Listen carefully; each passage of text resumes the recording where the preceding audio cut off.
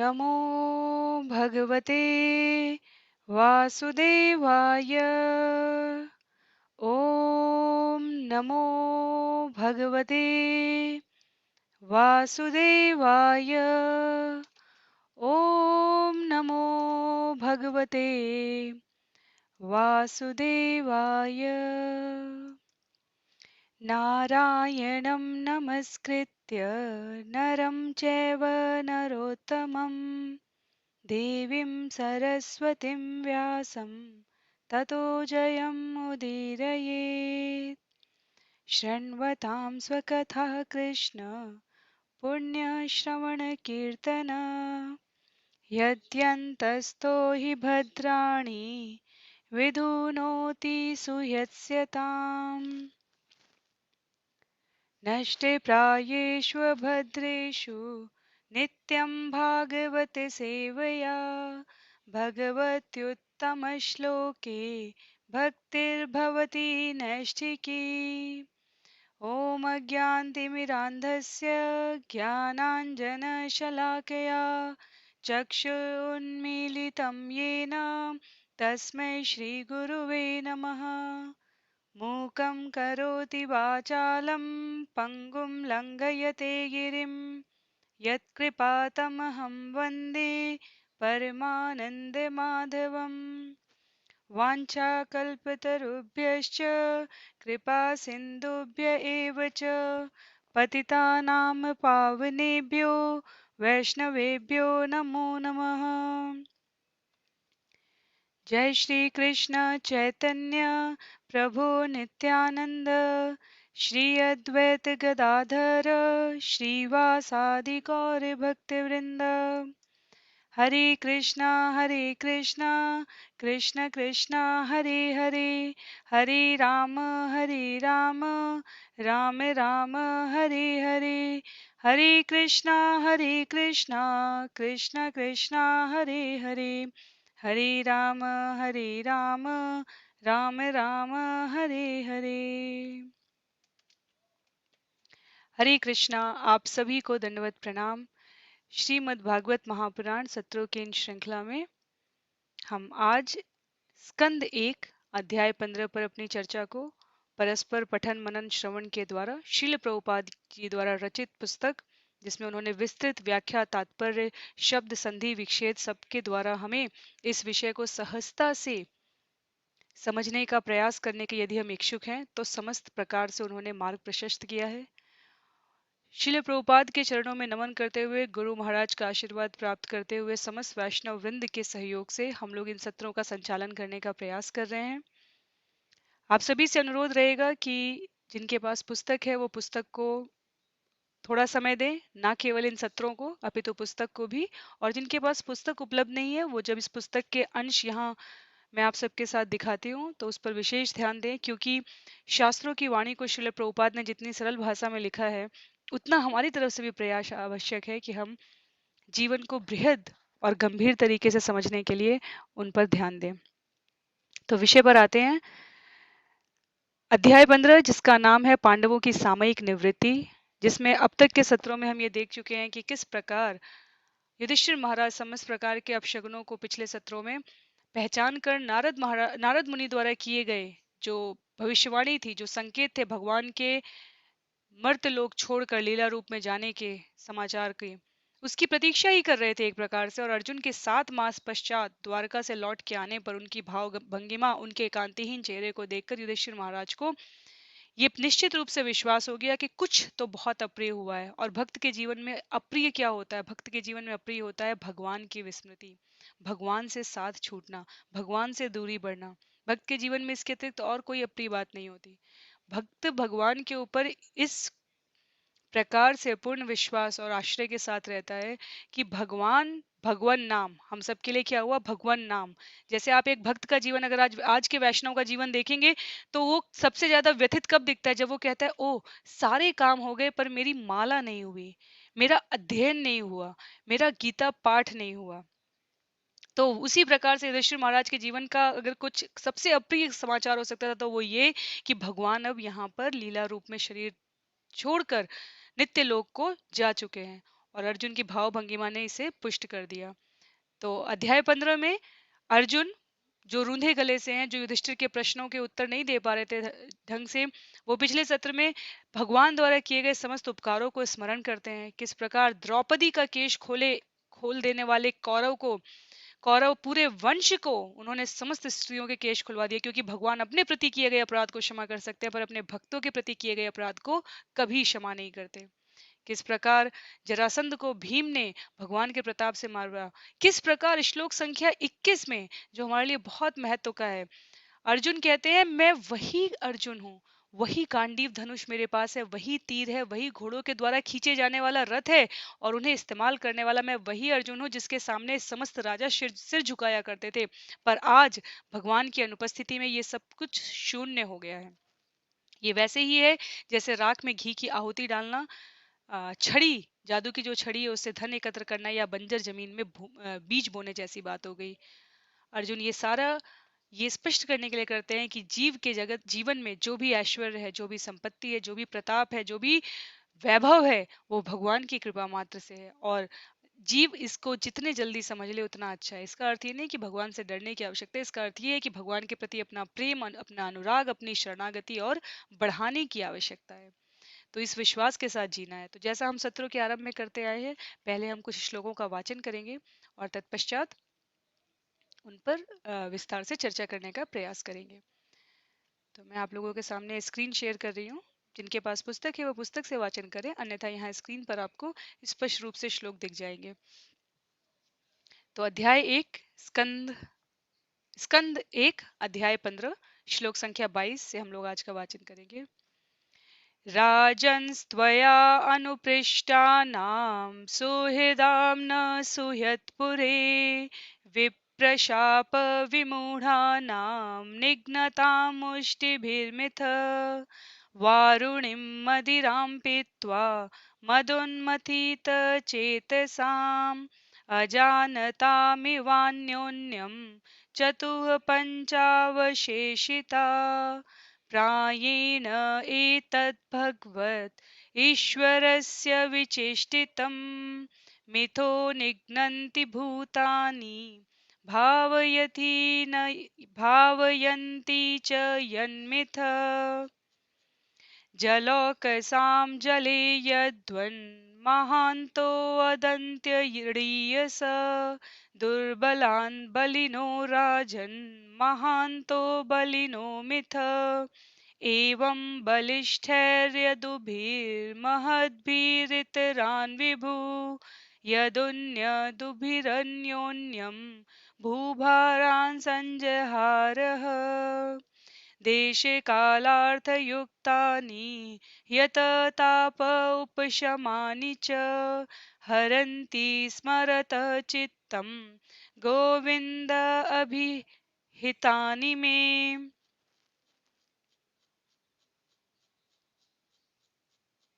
सूत उवाच एवं चिन्तयतो जिष्णो कृष्णपादसरोरुहं सौहार्देनातिगाढेन शान्तासीद्विमला मती वासुदेवांश्यनुध्यान परिबृंहितरन्हसा भक्त्या निर्मथिताशेष कषायधीषणोऽर्जुन गीतं भगवता ज्ञानं यत तत संग्राममूर्धनि गीतं भगवता ज्ञानं यत्तत्सङ्ग्राममूर्धनि काले कर्म तमोरुद्धं पुनः अद्य गमत्प्रभु विशोको ब्रह्म संपत्त्या संच्छिन्नद्वैत संशय लीन प्रकृति निर्गुणाद्या दलितं संभव निशम्य भगवन्मार्गं संस्थां यदुकुलस्य च स्वपथाय मतिं चक्रे निर्भृतात्मा युधिष्ठिर पृथाप्यनुश्रुत्य धनञ्जयोदितं नाशं यदूनां भगवद्गतिं च ताम् एकान्तभक्त्या भगवत्यधोक्षजे निवेशितात्मोपरिराम संसृते यया हरद्भुवो भारं तां तनुं विजहावज कण्टकं कण्टकेनेव द्वयं चापीशितु समम् यथा मत्स्यादिरूपाणि धत्ते जहयाद्यथा नट भूभारशपितो येन जहो तच्च कलेवरम् यदा मुकुन्दो भगवान्निमां महिं जहो स्वतन्वा श्रवणीय सत्कथा तदा हरिवा प्रतिबुद्धचेतसाम् अभद्रहेतु कलिरन्ववर्तत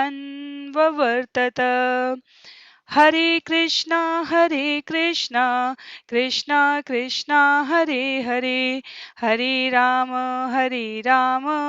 राम राम हरे हरे हरे कृष्णा कृष्ण कृष्ण हरे हरे हरे राम राम राम हरे हरे। हरे कृष्णा। तो जैसा मैंने कहा कि अर्जुन अपनी स्थिति को, वर्तमान स्थिति को, जिसमें भगवान की अनुपस्थिति है, उसको भगवान की उपस्थिति से तुलना करके बताते हैं कि किस प्रकार में वही अर्जुन, वही गांडीव, वही धनुष, वही घोड़ों द्वारा चलाया जाने वाला रथ और वही आसपास के राजा है, पर भगवान की अनुपस्थिति में ये सब कुछ सारहीन लग रहा है। तो श्लोक संख्या 22 और 23 में अर्जुन कहते हैं, राजन्स्त्वयानुपृष्टानां सुहृदां न सुह्यत्पुरे विप्रशापविमूढानां निघ्नतां मुष्टिभिर्मिथ वारुणीं मदिरां पीत्वा मदोन्मथितचेतसाम् अजानताम् इवान्योन्यं चतुपञ्चावशेषिता। हे राजन, चूंकि आपके द्वारा नगरी के हमारे मित्रों तथा संबंधियों के विषय में पूछा है, अतएव मैं आपको सूचित कर रहा हूँ कि वे सब ब्राह्मणों द्वारा शापित होकर सड़े हुए चावलों से बनी शराब पीकर उन्मत्त हो उठे और एक दूसरे को न पहचानने के कारण लाठियां लेकर परस्पर लड़ने लगे। अब केवल 4-5 को छोड़कर शेष सभी मर चुके हैं। तो ये कथा रूप में हमें पता भी है। और अगर हम श्लोक संख्या 22 से 26 तक की एक संक्षिप्त व्याख्या के रूप में, संक्षिप्त भाव से समझना चाहें, तो हमें स्मरण होगा कि किस प्रकार सांब, जो भगवान के पुत्र थे, उन्होंने गर्भवती स्त्री का नकली रूप बनाया और उनके जो भाई थे साथ में, चारों देश और वो सब, हमने एक सत्र में इसकी चर्चा की थी। उन्होंने ऋषियों से पूछा कि बताइए इस युवती को, उनका उनका मुंह ऐसे घूंघट की तरह ढक दिया था, और उनसे, ऋषियों से पूछा कि आप बताइए कि इनको पुत्र होगा या पुत्री होगी, और ऋषियों ने उसको समझ लिया। उन्होंने कहा कि इसको मूसल होगा और जिससे तुम्हारे वंश का विनाश हो जाएगा। तो अ, ये कथा तो हम सबको पता है, लेकिन इसमें भगवान की, जो आचार्य कहते हैं, वो ये है कि भगवान की इच्छा से यदुवंशियों का नाश हुआ। ऐसा नहीं था कि अपनी इच्छा से हुआ। क्यों? क्योंकि जो कुछ भी जीवित प्राणी है स्वयं अपने अस्तित्व और विनाश का कारण बनेंगे, और भगवान अपने नित्य पार्षदों के साथ जन्म लेते हैं, प्रकट होते हैं, तो अपने पार्षदों को लीला रूप में वो समेट कर भी ले जाते हैं। तो यहाँ पर आचार्यों ने व्याख्या की है कि जिस प्रकार जलीय जीव में बड़े जीव छोटे और कमजोर जीवों को खा जाते हैं और समान शक्ति या आकार वाले एक दूसरे को खा जाते हैं, शक्तिशाली यदुओं ने अन्य महान यदुओं को मार डाला। इस तरह से भगवान ने पृथ्वी पर बोझ बने हुए यदुओं को नष्ट कर दिया। वास्तव में वो बोझ इसलिए भी था क्योंकि अब उस लीला का कोई औचित्य नहीं था। अब अगर हम स्मरण करें, तो अब जब लीला समाप्ति हो चुकी है और कलयुग का आगमन है, तो कथा को किसी और तरफ बढ़ना है। इसलिए भगवान स्पष्ट करते हैं यहाँ पर कि आचार्यों ने भगवान के इस भाव को स्पष्ट किया है कि भगवान का अब इस पूरे वंश के विस्तार या इसके प्रसार या इसके धरती पर शासन करने का कोई औचित्य न रहने के कारण इसको समाप्त करना ही श्रेयस्कर था। और इस प्रकार समाज की परंपरा जो निर्माण से सृजन से लेकर संहार तक की होती है, उस चक्र को उन्होंने पूरा करने में इस जो श्राप का माध्यम बनाते हुए इस पूरी लीला को संपन्न किया। तो श्लोक संख्या 24 में है, प्रायेण ते तद्भगवत ईश्वरस्य विचेष्टितं मिथो निघ्नन्ति भूतानि भावयन्ति च यन्मिथ। वास्तव में यह सब भगवान की इच्छा के फलस्वरूप है कि कभी कभी लोग एक दूसरे को मार डालते हैं और कभी एक दूसरे की रक्षा करते हैं। हमने व्यवहारिक जगत में भी देखा है कि कभी कभी हमें जिनसे एक सहयोग की कोई अपेक्षा नहीं होती है वो भी हमारा सहयोग कर देते हैं, और कभी कभी जिनसे हम बहुत सहयोग चाहते हैं वो भी औपचारिकता वश भी दो सुंदर शब्दों को कहने का जतन नहीं करते। ऐसा क्यों होता है? ऐसा श्रील प्रभुपाद तात्पर्य में लिखते हैं कि ऐसा प्रकृति के प्राकृतिक नियमों के अनुरूप में उनके पीछे जो नियमों के पीछे जो पूर्ण पुरुषोत्तम भगवान श्री कृष्ण का परम निर्देशन है उसके अनुसार होता है। अर्थात यदि भगवान हमारा प्लान, हमारी योजना और भगवान की योजना मैच करती है, जो हमारे कर्म फलों की गणना के अनुसार है, या जिन कार्यों के लिए भगवान ने हमें निमित्त बनाया है, तो जगत का कोई भी व्यक्ति हमारा सहयोगी बन जाएगा।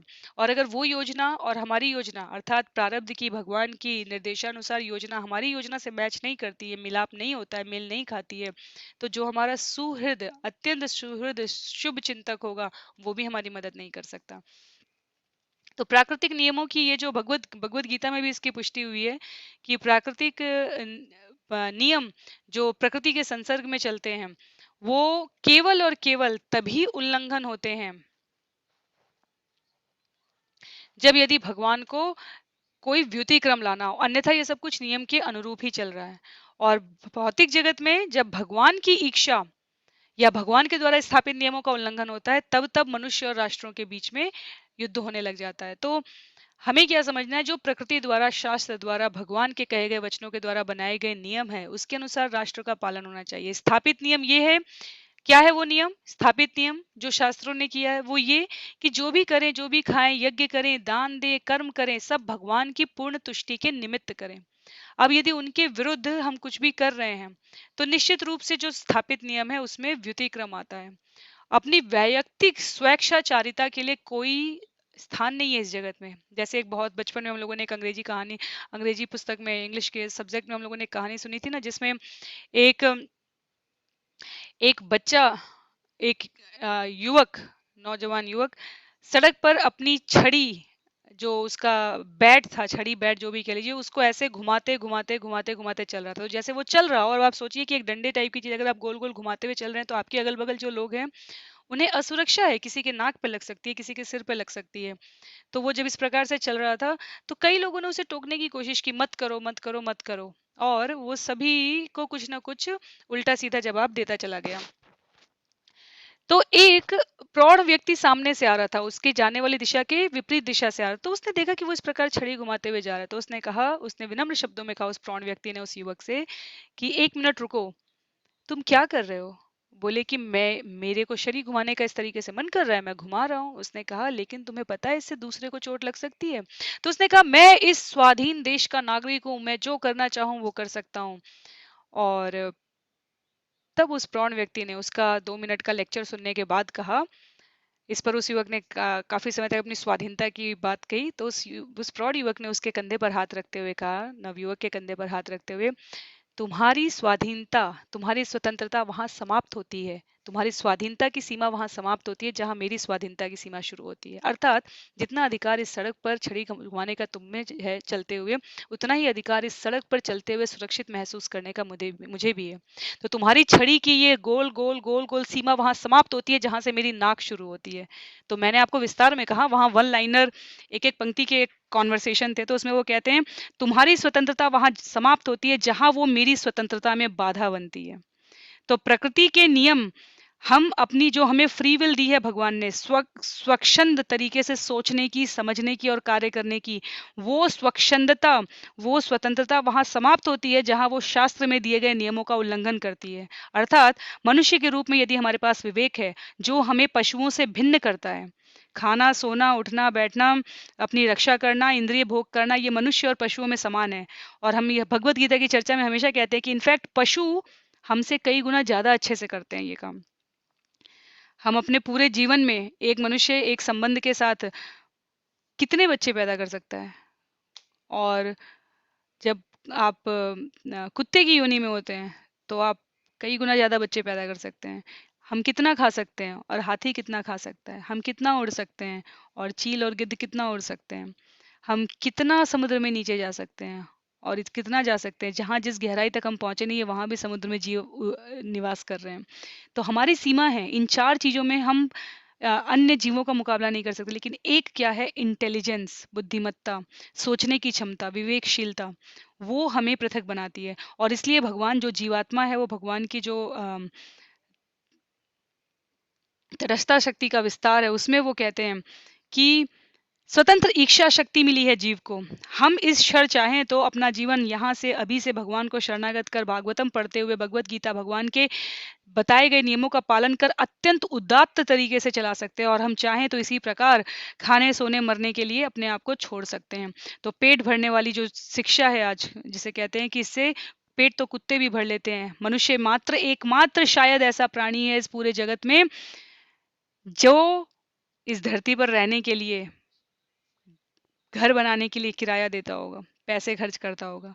अन्य जानवरों को, अन्य पक्षियों को, अन्य श्रेणी के योनि योनि के जीवों को इसकी कोई आवश्यकता नहीं है। तो पुरुषार्थ तो हम भी कर रहे हैं, पुरुषार्थ तो वो भी कर रहे हैं। इस पुरुषार्थ का असली महत्व तब है जब हम इस मनुष्य योनि को पहचान कर अपने आगे की योनि, आगे की जो हमारी जन्म जन्मांतर की यात्रा है उसको किस प्रकार काट दें, अपने समस्त पिछले जन्म जन्मांतर की यात्राओं से सबक लेते हुए। तो वो बुद्धिमत्ता है, तो वो स्वतंत्र इच्छा शक्ति का सदुपयोग है। और वो हमारी स्वतंत्रता वहां समाप्त हो जाती है। इतनी ही हमें स्वतंत्रता मिली है कि हम निर्णय कर सके सही और गलत का, विवेक और अविवेक का प्रयोग करते हुए। और वो स्वतंत्रता हमारी वहां समाप्त हो जाती है जहां से भगवान की नियमावली शुरू होती है। ऐसा करोगे ये तुम्हारी स्वतंत्रता है, पर इसका परिणाम जो मिलेगा वो भगवान के बताए गए नियमों से मिलेगा। इसलिए आपकी स्वतंत्रता स्वतंत्रता होते हुए भी नहीं है। ये विचार करने की बात है। जो भगवान के चरणों में अपने आप को परतंत्र रखता है, अपने आप को समर्पित रखता है, शरणागत रखता है, वो इस पूरे भौतिक जगत में स्वतंत्र है। और जो अपने आप को भगवान के चरणों से स्वतंत्र रखता है वो इस भौतिक जगत में बंधा हुआ है। पुनः पुनः पुनः पुनपि जन्मम पुनरपि मरणम पुनरपि जननी जठरे शयनम। पुनः जन्म लेना पड़ेगा, पुनः मरेंगे, पुनः माता से के गर्भ से, किसी भी योनि की माता से, गर्भ से प्रसव पीड़ा के साथ हम जन्म लेंगे। शास्त्र कहते हैं स्कंद 3 में आएगा कि जितना जन्म माँ को एक शिशु को जन्म देते समय होता है उतना ही दर्द, उतना ही कष्ट जीव को, उस शिशु को माँ के गर्भ से बाहर आने में होता है। बात बस इतनी है कि शिशु बोल नहीं सकता, बता नहीं सकता। अन्यथा जो सामाजिक परंपरा और मान्यताओं की ये जो पूरा संसार बना हुआ है इसमें लोग जब खुश हो रहे होंगे और जीव रोते हुए अपनी बात बताएगा तो वो खुश भी नहीं हो सकते। तो जो भगवान के चरणों में बंधा हुआ है वो इस पूरे जगत में स्वच्छंद है, और जो भगवान के चरणों में से स्वतंत्र है, स्वच्छंद है, वो इस जगत की किसी न किसी चक्र में बंधा हुआ है। विचार करके देख लीजिए, अपनी इंद्रियों से बंधा हुआ है, हर जगह बंधा हुआ है। और जो ये सोचता है कि मैं अपना सारा कर्म भगवान के लिए कर रहा हूँ वो कहीं भी नहीं बंधा हुआ है, कहीं भी नहीं बंधा हुआ है। तो साधना हमें जीवन का उच्चतम लक्ष्य है, ना कि केवल यहाँ अपने आप को सामान्य औसत जीवों की श्रेणी में रखते हुए सिर्फ जीवन यापन करना। तो विषय विषय जो यहाँ पर हम इस श्लोक में कहना चाह रहे थे वो ये था कि वास्तव में सब भगवान की इच्छा के फल स्वरूप है। कभी कभी लोग एक दूसरे को मार डालते हैं, कभी कभी एक दूसरे की रक्षा करते हैं, ये सब कुछ प्रकृति प्राकृतिक नियमों द्वारा संचालित हो रहा है। इसी तरह कोई भी कर्म, भगवत गीता कहता है कि भगवान की प्रसन्नता अथवा अप्रसन्नता को ध्यान में रखकर किया जाता है। अर्थात अगर भगवान ने शास्त्रों में कहा है, अगर आचार्यों ने उसका पुष्टिकरण करते हुए आचरण में प्रयोग किया है तो हमें सिर्फ भक्तों के साथ, गुरुओं के मार्गदर्शन में भक्तों के साथ उसको अपने जीवन में ढाल लेना है। तो अगर हम ऐसा करते हैं तभी हम योग कर्मशु कौशलम कहलाते हैं, अर्थात किए गए कर्म भगवान से संबंध कराते हैं। और किसी भी वस्तु को ठीक से समझने की वास्तविक कला यही है। तो श्रील प्रभुपाद अपने तात्पर्य में लिखते हैं कि किसी भी वस्तु को समझने का अर्थ ये हुआ कि हम उसे भगवान के निमित्त बनकर पूरे उत्साह के साथ, जिम्मेदारी के साथ, निष्ठा के साथ, बिना किसी फल की कामना के करेंगे। ये साध लिया तो जीवन में सब सध जाता है। उसके पश्चात श्लोक संख्या 25 और 26 में है, जलौक सा जले यद्वन महांतो अदंत्यडीयस दुर्बलान बलिनो राजन महान्तो बलिनो मिथ एवं बलिष्ठैर्यदुभिर्महद्भिरितरान् विभु यदुन्यदुभिरन्योन्यं भूभारान् संजहार्यः। हे राजन, जिस तरह समुद्र में बड़े तथा बलशाली जलचर छोटे मोटे तथा निर्बल जलचरों को निगल जाते हैं, उसी तरह पूर्ण पुरुषोत्तम भगवान ने भी धरती का भार हल्का करने के लिए, निर्बल यदु को मारने के लिए बलशाली यदु को और छोटे यदु को मारने के लिए बड़े यदु को भिड़ा दिया है। तो जैसा हमने बिल्कुल शुरू में सार रूप में ही कहा था कि भौतिक जगत का नियम ही क्या है, fittest of the survival, survival of the fittest. भौतिक जगत का नियम है सर्वाइवल ऑफ द फिटेस्ट। जीवन टिकाए रखने के लिए संघर्ष करना और योग्यतम लोगों का बचे रहना, क्योंकि भौतिक जगत में बद्ध जीवों के मध्य अनगिनत असमानताएं हैं। अनगिनत असमानताएं, कम से कम 1,00,000 2,00,000 5,00,000 लोगों में एक ही हमारा चेहरा होता है, जब तक कि हम जुड़वा न हो और जब तक कि जो अन्य हमारे जैसे एक्सप्रेशन और फीचर्स वाले, हमारे जैसे भाव भंगिमा वाले और नैन नक्श वाले व्यक्ति मिल ना जाए। कम से कम दूसरा दूसरा अपने जैसा दूसरा व्यक्ति शारीरिक संरचना के हिसाब से भी ढूंढना बहुत मुश्किल है, तो मानसिक और बौद्धिक संरचना के हिसाब से कैसे कह दिया जाए। इसलिए कहा गया है भौतिक जगत में बद्ध जीवों के मध्य अत्यंत असमानता है, और क्योंकि असमानता है तो सभी भौतिक साधनों पर अपनी प्रभुता जताने का प्रयास करते हैं। अन्यथा आप देखिए, एक जैसी चिड़िया, एक जैसे पक्षी, वो एक जैसे पशु, वो एक साथ रहते हैं, वो एक साथ रहते हैं। मनुष्यों को एक साथ रहने में, क्योंकि भौतिक प्रभुता, क्योंकि वैचारिक स्तर पर असमानताएं हैं, ये अपने आप में एक कठिन कार्य है। तो कौन श्रेष्ठ होगा, प्रभुता का अर्थ हुआ कौन श्रेष्ठ होगा, ये जताने की प्रवृत्ति ही पूरे बद्ध जीवन का मूल कारण है। नहीं तो श्रील प्रभुपाद ने लिखा है अपनी पुस्तक में, क्या प्रकृति में पेड़ों ने फल देने बंद कर दिए, क्या नदियों ने पानी देना बंद कर दिया, क्या वृक्षों ने या कंदराओं ने, पहाड़ों ने क्या हमें आश्रय देना बंद कर दिया? क्यों, और सिर्फ क्यों मनुष्य ने सिर्फ प्रभुत्व जमाने के लिए ही सिकंदर से लेकर नेपोलियन से लेकर अलग अलग जो देश के लड़ाके रहे, वो एक सीमा से दूसरे सीमा में सिर्फ अपना प्रभुत्व जमाने के लिए गए। भारत का संबंध व्यापारीय संबंध रहा, इतिहास को अगर हम देखें तो अनावश्यक रूप से प्रभुता किसी ने नहीं जमाई। हमारे जो बौद्ध धर्म का संप्रदाय करने के लिए भी अन्य देशों में गए, उन्होंने वहां जाके मार काट तलवार नहीं निकाली। उन्होंने भी जो शांति का, सनातन धर्म का, जो जो हमारे अस्तित्व का संदेश था शास्त्रों से, उसको सरल सहज तरीके से पहुंचाने का प्रयास किया। मार काट के, घोड़े और सेनाओं के बल पर नहीं किया। तो जो असमानता, जो ये प्रकृति के संसर्ग में आके कुत्सित प्रकार से अपनी प्रभुता, जब सब कुछ भगवान का दिया हुआ है तो हम प्रभुता किस पर जता रहे हैं? लेकिन हमारी ये अविकसित मानसिकता ही हमारे दुखों का कारण बन जाती है। तो जीव को चाहिए कि यदि इस अविकसित मानसिकता वाले संसार में अपने आप को किसी भी प्रकार से असुरक्षित महसूस होने की भावना आती है, तो तुरंत अपने आप को इस जगत में स्वतंत्र रखने की आवश्यकता है। अगर महसूस होती है इन सारे हाहाकार से, तो अपने आप को भगवान के चरणों में बांध लेना है। किस प्रकार? कोई सेंटिमेंट्स, कोई संवेदनाओं की बात नहीं हो रही है, ये लॉजिकल, बहुत ही प्रबुद्ध तरीके से समझने की बात हो रही है। शास्त्र में बताए गए नियमों को पालन करने से, मानने से, भगवान, भगवान का नाम, चैतन्य महाप्रभु का संदेश ही पूरे कलयुग के लिए यही है। क्योंकि कलयुग में केवल एक ही धर्म बचा है, एक ही प्रकार से धर्म का आचरण करने के लिए लोग सक्षम है। धर्म का क्या होता है? जिसे धारण किया जा सके। स्वभाव से मनुष्य का धर्म है, मनुष्य का स्वभाव से धर्म क्या है? सेवा करना। चाहे स्वयं की सेवा कर ले, चाहे अन्यों की सेवा करे, चाहे भगवान की सेवा करे। तो जब हम भगवान की सेवा कर रहे हैं तो हम पूरे जगत की सेवा कर रहे हैं, क्योंकि भगवान से इतर कुछ भी नहीं है। तो ये जो पूरी कॉम्प्लेक्स गणित हमें लगती है, इतना जटिल समीकरण लगता है, ये बहुत ही सरल है। भगवान के चरणों में समर्पण होना, बुद्धि विवेकशीलता का प्रयोग करते हुए शास्त्र में लिखे गए आचरण की तरफ। अब लोग इसीलिए कह देते हैं कई बार, जैसे उस बुद्धि का प्रयोग करने की बात क्यों कह रहे हैं हम, इसलिए क्योंकि शास्त्र में लिखा है, ये जो पांडव है इन्होंने एकादशियां की हैं, शास्त्र में लिखा है एकादशी के दिन व्रत किया जाए और द्वादशी युक्त एकादशी की जाए, और फिर जिस प्रकार से समय बताया जाए उस प्रकार से पारण किया जाए।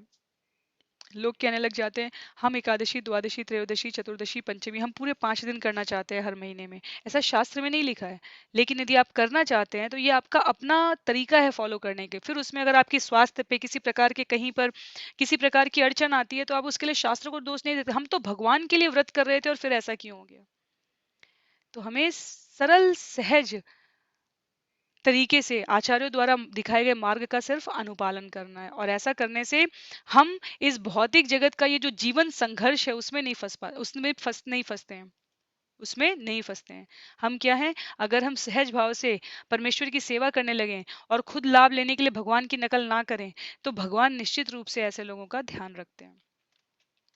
तत्पश्चात श्लोक संख्या 27 में आता है,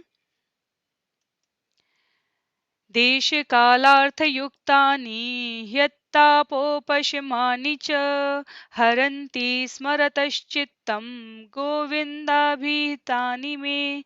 अब मैं भगवान गोविंद द्वारा मुझे दिए गए उपदेशों की ओर आकृष्ट हूँ, क्योंकि वे देश काल की समस्त परिस्थितियों में हृदय की जलन को शांत करने वाले आदेशों से परिपूर्ण बनाए गए। कौन कह रहा है ये अर्जुन कह रहे हैं। श्लोक संख्या 23 से लेकर 26 तक उन्होंने 22 से लेकर 26 तक उन्होंने यदुवंश के संहार का, विनाश का और समाप्ति का संदेश युधिष्ठिर महाराज को प्रसारित कर दिया। तो श्लोक संख्या 27 में वो क्या कह रहे हैं, उन उपदेशों को, उन निर्देशों को ध्यान कर रहे हैं। किनको? उनका कहना है कि जो देश काल की समस्त परिस्थितियों में हृदय की जलन को शांत करने वाले आदेशों से परिपूर्ण बनाए गए थे। उन तो यहाँ 27 से लेकर 31 तक अर्जुन उन श्लोकों को याद करेंगे। वो क्या थे? वो यदि हम स्मरण करें तो वो भगवत गीता के वो दिव्य संदेश हैं, भगवान के निर्देश में जो अर्जुन कह रहे हैं कि अब मैं उन उपदेशों को, उन निर्देशों को, उन तथ्यों को अपने जीवन में धारण करने की कोशिश करूंगा, जो कि उस समय, जो भगवान की उपस्थिति के समय मुझे बताए गए थे। तो अगले श्लोक पर चलते हैं।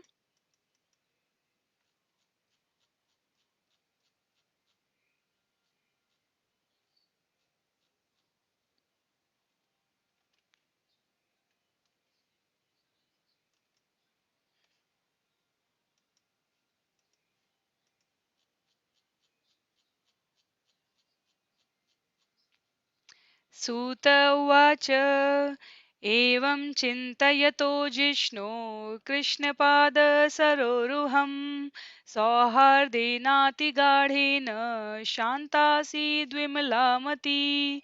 सूत गोस्वामी ने कहा, इस प्रकार भगवान के उपदेश जो अत्यधिक घनिष्ठ मित्रता में प्रदान किए गए थे, उसके विषय में सोचने में तथा उनके चरण कमलों का चिंतन करने में तल्लीन अर्जुन का मन शांत और समस्त भौतिक कल्मश से रहित हो गया। तो कई बार श्रील प्रभुपाद से भी ये प्रश्न पूछा गया था। श्रील प्रभुपाद ने अपने 12 वर्ष के जीवन में, कभी यदि अवसर रहा तो आप सभी के समक्ष श्रील प्रभुपाद की पूरी जीवनी, पूरा चरित्र प्रस्तुत करने का कुछ सत्रों में एक विशेष प्रयास रहेगा। ऐसे दिव्य गुरु भगवान के नित्य पार्षदों में से होते हैं जो समाज को स्पष्ट तरीके से, क्योंकि आपको भावनाएं, भावुकता, कहानियां, आंखों से अश्रुपात भगवान के नाम पर कोई भी दे सकता है। एक जो टीवी सीरियल बनाए जाते हैं उनको देखते हुए भी हमारी आंखों से आंसू बहने लग जाते हैं, लेकिन उन संवेदनाओं के पीछे सत्य क्या है, जीवन का औचित्य क्या है, जीवन के बाद का जीवन क्या है, इस प्रकार के सत्य को सटीक शब्दों में रखने का सामर्थ्य सिर्फ या तो भगवान में है या भगवान के पार्षदों में। और श्रील प्रभुपाद उन्हीं पार्षदों में से आते हैं जो सिर्फ हम जैसे जीवों को, आज निश्चित रूप से अगर श्रील प्रभुपाद ने ये कथाएं, ये किताबें, ये पुस्तक, ये ज्ञान, ये मंदिर, ये विधि, ये प्रार्थना करने की पद्धति, ये जीवन जीने के लिए 4 नियामक सिद्धांत, ये माला करने का तरीका, ये सब नहीं बताया होता, तो हमें नहीं पता कि हम सब कहाँ होते, कहाँ किस किस मोड़ पर हम लोग क्या कर रहे होते। ऐसा कौन सा पाप था जिसमें हम अंतर करने की बुद्धि रखते कि ये हमारे लिए करने योग्य है या ये हमारे लिए करने योग्य नहीं है। तो श्रील प्रभुपाद भगवान के उन अंतरंग पार्षदों में से आते हैं।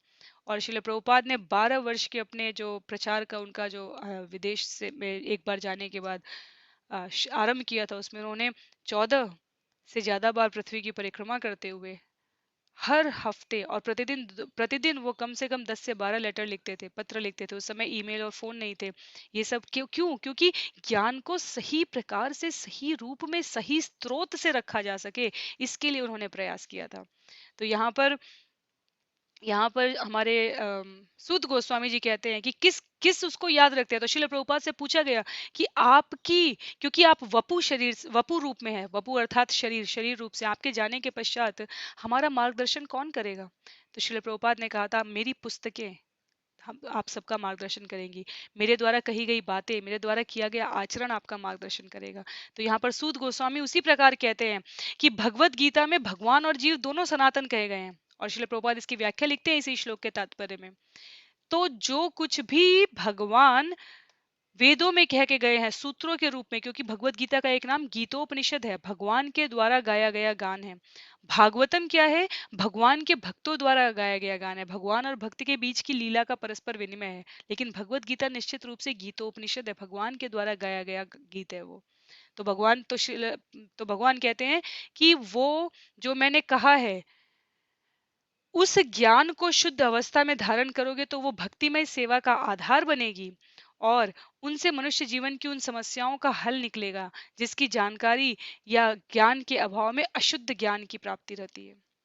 तो भगवत गीता का शुभारंभ भी हम देखें यदि, तो जीवन की समस्याओं पे होता है। वो कोई ड्राइंग रूम के कमरे में बैठकर और बिल्कुल अनुकूल माहौल में नहीं हो रहा है, रण क्षेत्र में हो रहा है, कुरुक्षेत्र में खड़े हैं अर्जुन, और उस समय जीवन में दुविधा, उससे बढ़कर जीवन में दुविधा क्या होगी कि मरने और मारने पे आपको हाँ या ना में निर्णय लेना है। तो भगवत गीता उस स्थिति में कही, भगवान ने कहीं नहीं हमसे कहा कि इस जगत में रहकर कर्म ना करो। कैसे ना करो? कर्म करना तो हमारी नियति है। भगवान कहते हैं कर्म विवेक पूर्वक करो, कर्म कर्तव्य परायणता समझ के करो, कर्म अपनी जिम्मेदारी समझ के अनासक्त भाव से करो। और भगवान, जैसे भगवान के जाने के बाद भगवान के उन उन उपदेशों को याद करके अर्जुन कह रहे हैं यहाँ पर, अर्जुन कहते हैं कि जो घनिष्ठ मित्रता में उन्होंने ज्ञान दिया था, वो याद कर कर अर्जुन का मन शांत और समस्त भौतिक कल्मशों से रहित हो गया। इसीलिए समय समय पर हमें इसीलिए परेशान होने की आवश्यकता नहीं थी। कई बार लोग कहते हैं गुरु कहा है जीवन में, इतना हाहाकार मचा है। तो आचार्य कहते हैं कि संसार के समस्त कल्मशों से सुरक्षा करने के लिए समय समय पर भगवान स्वयं या अपनी विभूतियों को अवतरित करते रहेंगे।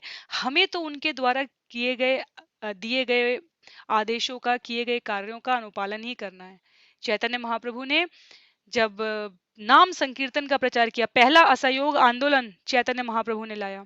जब वो काजी के द्वार तक गए थे ये कहने कि तुम नगर संकीर्तन कैसे बंद कर सकते हो, जब उन्होंने काजी को चुनौती दी थी कि तुम गाय का वध क्यों करते हो, गाय हमारी माता है, हम उसका दुग्ध पान करते हैं।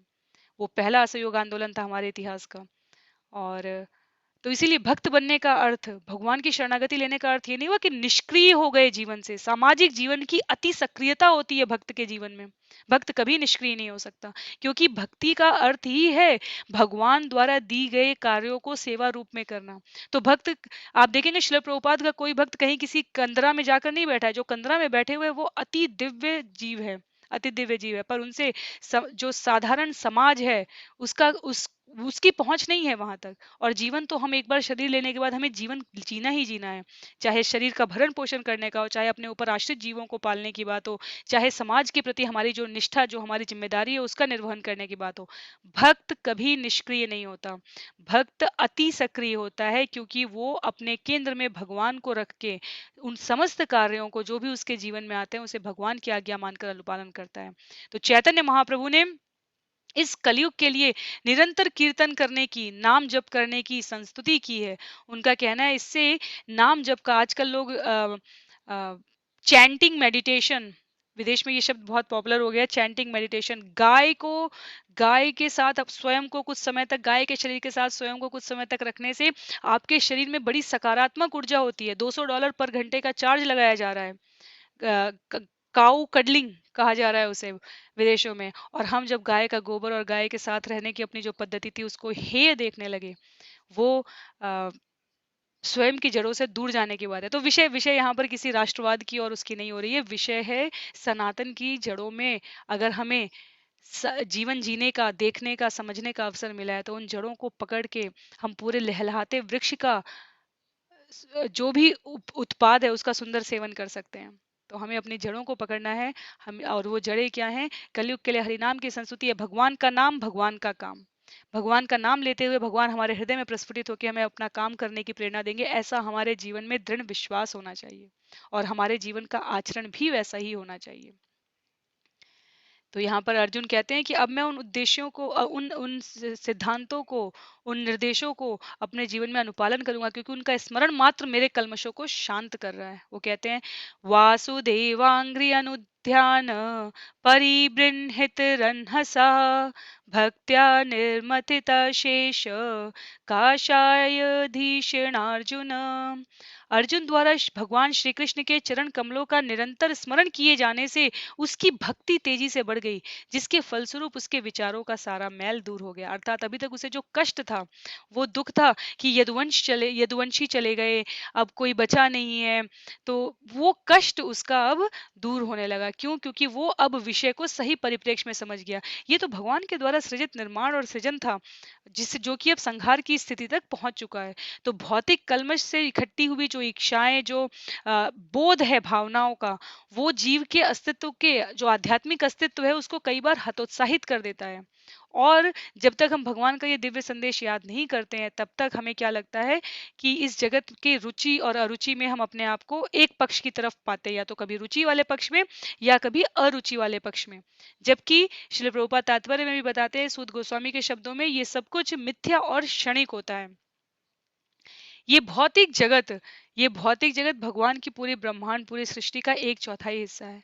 एक चौथाई हिस्से में ये प्रति जन्म जन्मांतर की यात्रा करने वाले जीव हैं। तीन चौथाई हिस्सा नित्य जीवों का हिस्सा है, जहाँ जाने के बाद लौट कर नहीं आना पड़ता। पर हम अपनी इंद्रियों से, इन भौतिक इंद्रियों से ये सब कुछ नहीं समझ सकते। हमें इन पर विश्वास रखना होगा।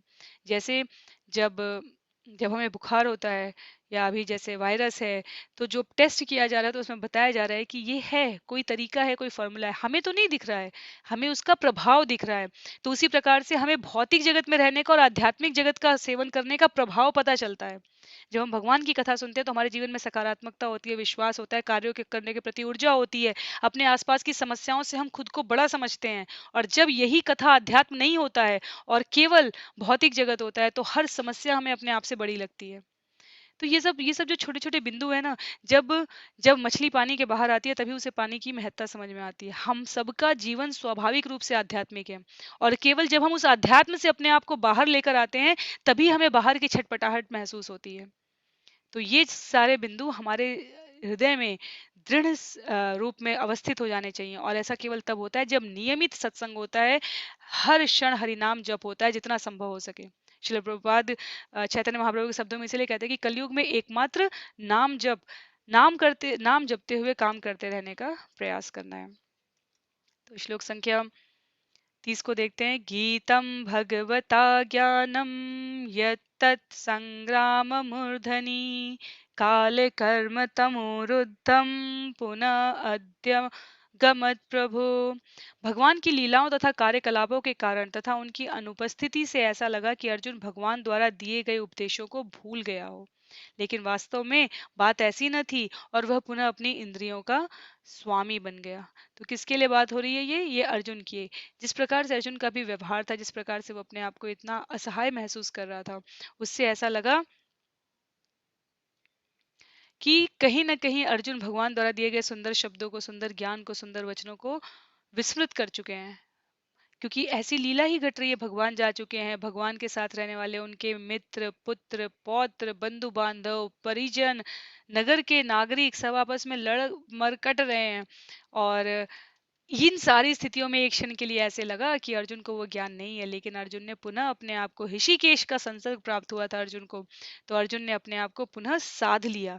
कहा जा रहा है कि अर्जुन, श्रील प्रभुपाद ने कहा, वपु शरीर में नहीं, अब भगवान कहते हैं कि नाम नाम शरीर है मेरा, शास्त्र का शरीर है भगवान का। तो हमारे स्कंद 10 में श्लोक आता है, हमेशा वो श्लोक बहुत आचार्यों का प्रिय होता है, और वो समय समय पर हमें ये स्मृति दिलाने के लिए कहते हैं। तव कथामृतम तप्त जीवनम कविभिरीडितम कल्मषापहम श्रवणे मंगलम श्रीमदाततम भुवि गृह्णन्ति ते भूरिधा जना। ये गोपी गीत का श्लोक है, और ये श्लोक संख्या 9 है, ये स्कंद 10 में, गोपी गीत अध्याय में। तो गोपियां कहती हैं वहां पर कि तव कथामृतम तप्त जीवनम, आपकी कथा इस चलते हुए भवसागर वाले जीवन में तप्त जीवनम, संतृप्त करने के लिए पर्याप्त है। कवि भीड़ितम कल्मशापहम, सभी प्रकार के कल्मशों का हरण कर लेने वाली है।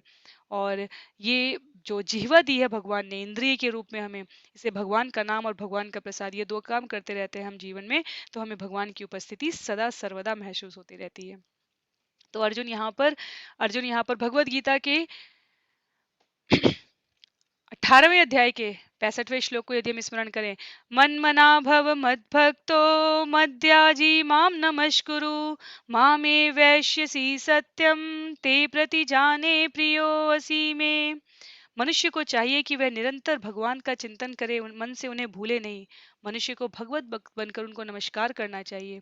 जो इस तरह रहता है उसे भगवान के चरण कमलों में शरण प्राप्त करते होने पर भगवान का आशीष प्राप्त होता है। इस चिरंतन सत्य के विषय में किसी को भी कोई संदेह नहीं होना चाहिए। तो भगवान ने वहां पर अर्जुन को ये बताया था, और आचार्य कहते हैं कि अर्जुन को ये इसलिए स्मरण रहा क्योंकि वो भगवान का विश्वास पात्र मित्र था। उनको अपनी तरफ से कोई आकांक्षा नहीं थी। अभी पांडवों को हम आगे भी देखेंगे कि अब ये सारी लीला के पश्चात जैसे उनका बुद्धि विवेक उनकी चेतना दृढ़ हुई वापस भगवान के चरण कमलों पर, उन्हें इस भौतिक जगत से कोई लगाव नहीं था।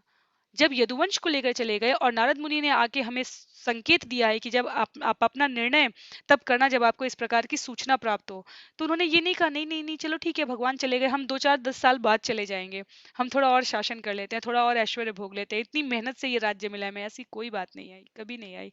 क्यों? क्योंकि उनका ध्येय स्पष्ट है, उनको क्या चाहिए ये स्पष्ट है। तो श्लोक संख्या 31 देखते हैं। विशोको ब्रह्म संपत्त्या संचिन्न द्वैत संशय लीन प्रकृति नैर्गुण्यात् अलिंगत्वात् संभव। आध्यात्मिक संपत्ति से युक्त होने के कारण उसके द्वैत के संशय पूर्ण रूप से छिन्न हो गए।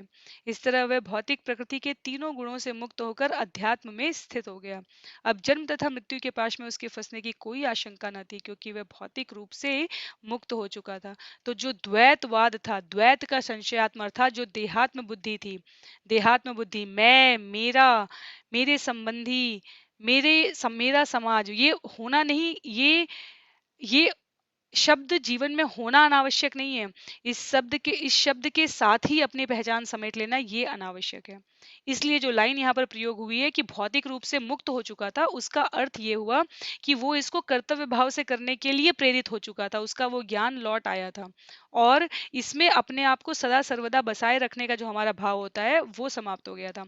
आचार्य बहुत सुंदर बात कहता है, जैसे कि हम इस टेम्पररी वर्ल्ड में, इस टेम्पररी जगत में हम परमानेंट सोल्यूशन ढूंढने जाते हैं, इसलिए हम सदैव ही हिंडोले में बाएं दाएं झूलते रहते हैं। हमें समझना चाहिए कि ये अशाश्वतम दुखालयम है। हमारे कर्म हमें दीर्घकालिक परिणाम देते हैं, पर हमारा जो लगाव है वो तत्क्षण अर्थात केवल उस शरीर से संबंधित है। तो ये जो विशोक की अवस्था थी, समस्त शोक और चिंता से मुक्त होने की अवस्था, क्यों? क्योंकि वो समझ गए कि भगवान तो ये लीला मात्र करने के लिए आए थे, अब वास्तव में आगे अगला युग आने वाला है, अगले युग की लीला होगी। वो सारा ज्ञान, वो सारा विवेक, वो सारी बुद्धि उनकी लौट आई थी। तो इस श्लोक संख्या 32 में सूत गोस्वामी कह रहे हैं, निशम्य भगवन् मार्गं संस्थां यदुकुलस्य च स्वपथाय मतिं चक्रे निभृतात्मा युधिष्ठिर। भगवान कृष्ण के स्वधाम गमन को सुनकर तथा यदुवंश के पृथ्वी के अस्तित्व का अंत समझकर महाराज युधिष्ठिर ने भगवत धाम जाने का निश्चय किया। तो ये विवेक जो था, ये विवेक वापस आ गया है। नारद मुनि की जो भविष्यवाणी थी उसकी पुष्टि हो चुकी है। तो इसलिए श्लोक संख्या 32 जो हमने जस्ट अभी पढ़ी, वहां से जो कथा का क्रम है श्रीमद् भागवतम स्कंद का, उसमें क्या है कि श्लोक संख्या 32 से लेकर 44 तक महाराज युधिष्ठिर अपने पूर्वजों का अनुसरण करते हुए अब गृह त्याग करने जा रहे हैं। तो उनका जो पूरा विवेक था वो वापस आ गया है। उन्होंने समझ लिया है कि जिस प्रकार प्रातः होता है उसी प्रकार अंधेरा होता है, और उसी प्रकार से जीवन की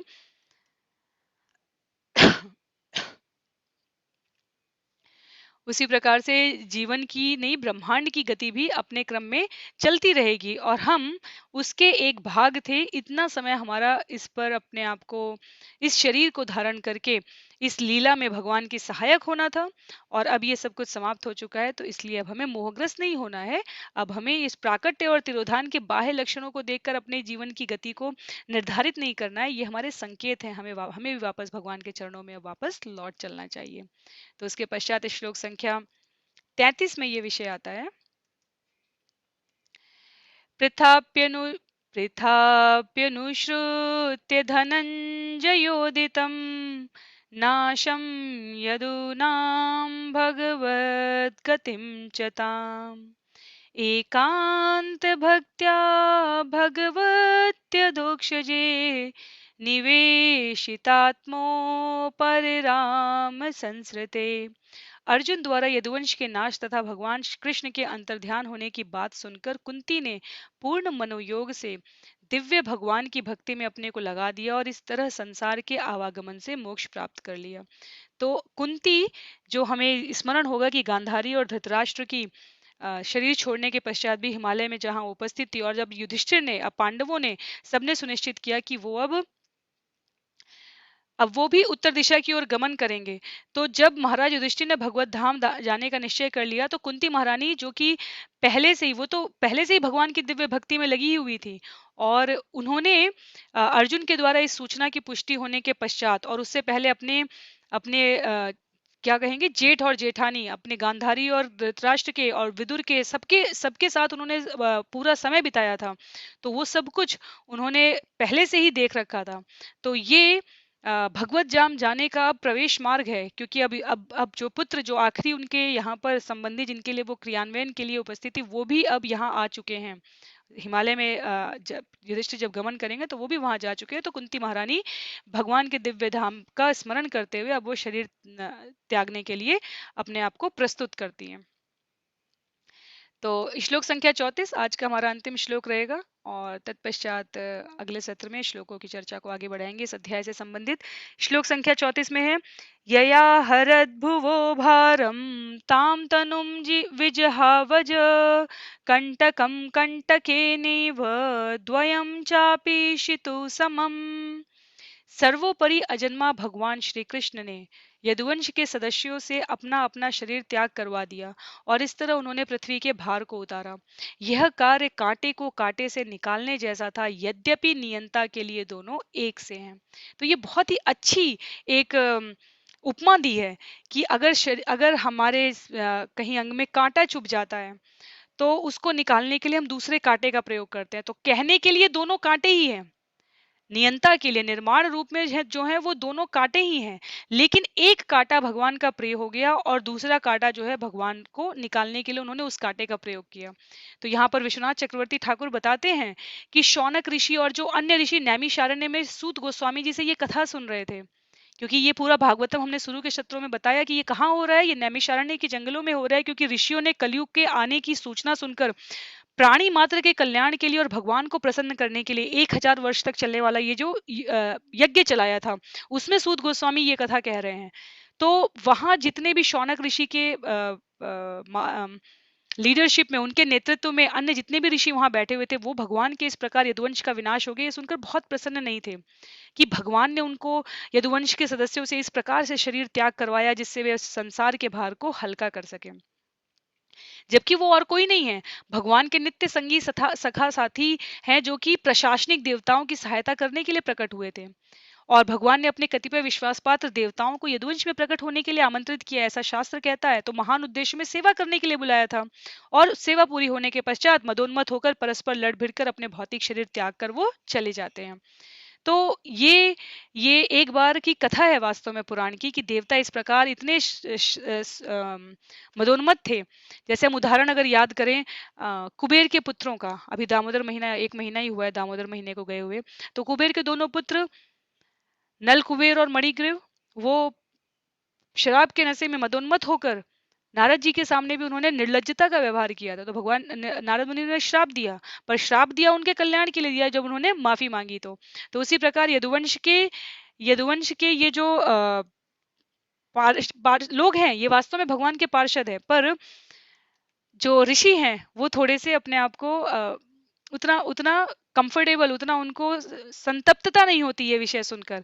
तब वहां पर उदाहरण दिया गया है, वहां पर उदाहरण दिया है कि देवता और असुर दोनों माता अदिति के दोनों कश्यप के पुत्रों में आते हैं, लेकिन एक भगवान की सलाह को मानते हैं, दूसरे भगवान से बैर करते हैं। तो एक कांटा जो चुभा है वो शरीर को कष्ट पहुंचा रहा है और दूसरा कांटा उसे निकालने में मदद कर रहा है। तो देवता और असुरों में जो अंतर है वो ये कि जो भगवान को चुभता है वो असुर है, और जो भगवान का स्वेच्छा से सेवक है वो देवता कहलाता है। तो भगवान क्या करते हैं कांटे ही, लेकिन जीव दोनों प्रकार के जीवों से संसार भरा हुआ है। लेकिन भगवान क्या करते हैं, देवताओं की रक्षा करने के लिए उन्होंने रामावतार भी, कृष्णावतार भी, जब जब संसार में आवश्यकता हुई असुरों का विनाश करने के लिए। इस प्रकार कल्याण, तो अंतिम लक्ष्य क्या है, वो कल्याण है। अंतिम लक्ष्य क्या है, भक्तों की रक्षा करना है, भगवत सुकृति प्राप्त करना है। और इसके लिए जो कुछ भी आवश्यक होता है भगवान समय समय पर वैसा करते आए हैं। तो श्लोक संख्या 35 से हम लोग सत्र को अगले सत्र में लेंगे, श्लोकों को। और आज के लिए सत्र को यहीं पर हम समाप्त करते हैं। आप सभी से अनुरोध रहेगा कि यही एक विनम्र अनुरोध है कि श्रील प्रभुपाद की पुस्तक यदि आप प्राप्त कर सके, श्रीमद् भागवतम की, तो निश्चित रूप से कीजिए और इन तात्पर्यों को अपना समय लेकर पढ़ने का प्रयास भी कीजिए। और दूसरा जो अनुरोध रहता है वो हमेशा ये रहता है कि जितना हो सके हरे कृष्ण कृष्ण कृष्ण हरे हरे, हरे राम राम राम हरे हरे, इस महामंत्र का जीवन में जाप करने का प्रयास करें। तो श्रील प्रभुपाद की जय, श्रील गुरुदेव की जय, अनंत कोटि वैष्णव वृंद की जय। हरे कृष्ण।